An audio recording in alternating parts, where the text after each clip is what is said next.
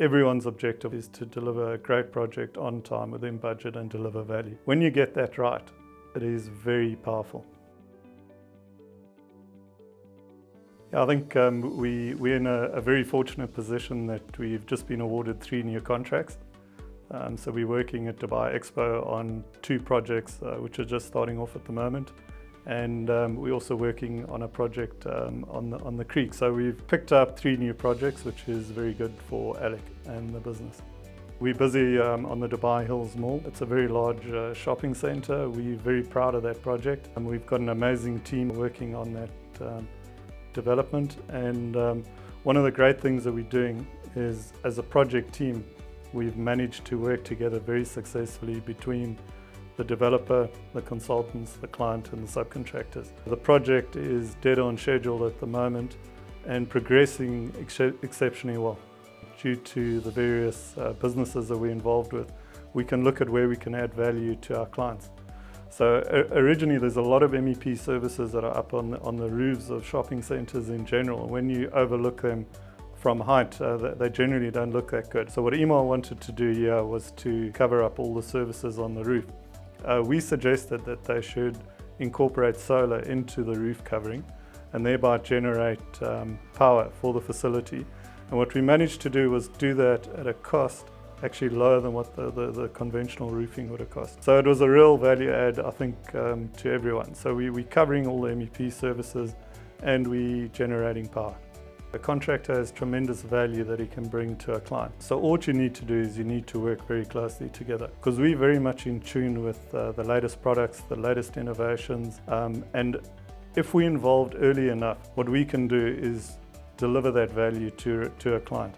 So I think the key is the value is to be had generally up front, because often it's too late to be able to implement something because we haven't been involved at an early enough stage. We believe that by having a contractor involved early on a project, there's tremendous value that can be had for all persons. What you need in order to deliver value is there has to be trust, that you're acting in the best interest of the project and you're acting in the best interest of the client. And I think we were very fortunate on Dubai Hills is that we've got this project team that are all pulling in the same direction. An initiative was put in place that we wanted to eliminate paper. We thought it was going to be pretty difficult because people are used to sawing down forests in order to exchange documentation, and it was relatively simple. Everyone bought into it. We adopted it from an early stage from day one, and it's been very successful. And I think if we're looking at innovation is really how do you improve things. It's not about reinventing something, it's about how do we do things better. And in our business, we've had a very strong innovation drive going on through the business. And what we're trying to encourage, we're trying to get a culture that runs throughout the business that allows people to figure out how do they do things better. We're innovating everywhere, all the time. And it's very pleasing to see the results of that everyone's trying to figure out how do we do things better. And we do get some real breakthrough results out of it. If you come up with a great idea in one part of the business, the next thing that you've got to try and do is roll it out on other projects. If it works on one project, then what we'll try to do, but you need the consultants and the client to buy into it as well. So it's the whole project team that's got to innovate. Sometimes we can't innovate on our own. We need everyone else to buy in. On the creek, it's a project for Ithra, which is the development arm of ICD, and it's for a small hotel in the Ithra waterfront. It's all about planning. So what we figured out with planning is that often on projects we put together very detailed programs, and a very detailed program is not clearly understood by all the stakeholders.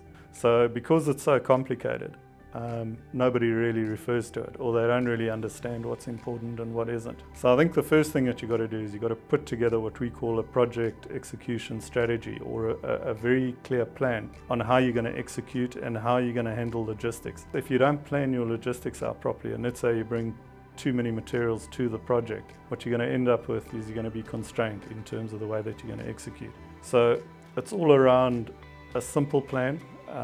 Logistics are very important in that, and getting the sequence on the project right, and getting everybody to understand that sequence, from the client to the designers, main contractor and all the subcontractors. We figured out the complicated program, although it's been thought through, it doesn't necessarily give you the result that you need in order to succeed on a project. So a very well thought out plan, simplified and very well communicated to all stakeholders is very powerful. And we're trying to do this on all of our projects. In retail, we've completed more than 2.5 million square meters of retail development. So I think in those two areas, and Oman has quite a lot of retail as well as a lot of hospitality projects. We're currently only working in Oman on the MEP side, and on the construction side, we're focusing on the UAE. We're very busy in the UAE. Yeah, we're busy focusing on executing efficiently in this region. Look, I think money flows down. You know, what's important is that contractors should get paid fairly for the work that they've executed. And if clients are paying contractors fairly and contractors are paying their supply chain fairly, then generally you've got a successful team that are working together. What contractors hate, or what we hate, is extensions of time, because we'd never ever get fairly compensated for them. And variations are generally very difficult to get paid for. So when projects are being varied or delayed, it's very difficult to get paid fairly for them. Variations and change are very much part of construction because it's a very creative function, and you're never going to crack it first round. So when you physically see something, you might look at it and say, well, this doesn't really work or function. And we don't have a problem with variation and change. I think a contractor needs to be flexible enough that we understand that it's important that we deliver a great end product, because we are part of doing that with the team. Change will always be there.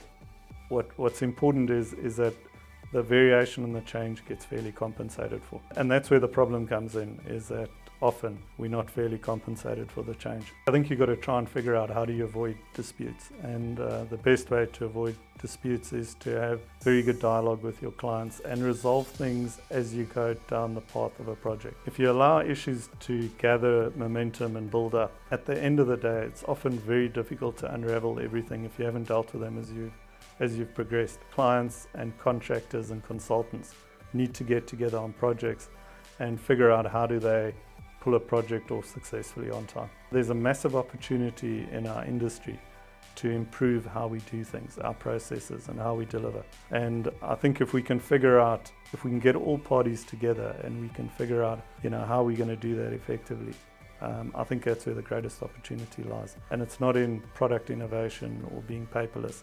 It's about how do you get a project team to work together effectively. The UAE is growing as a country. The population is growing at approximately 100,000 people a year. And with that comes demand for everything. Maktoum Airport still is going to be developed. The Dubai Creek Harbour is a massive development which is kicking into gear, and there's a huge amount of work that's got to take place there.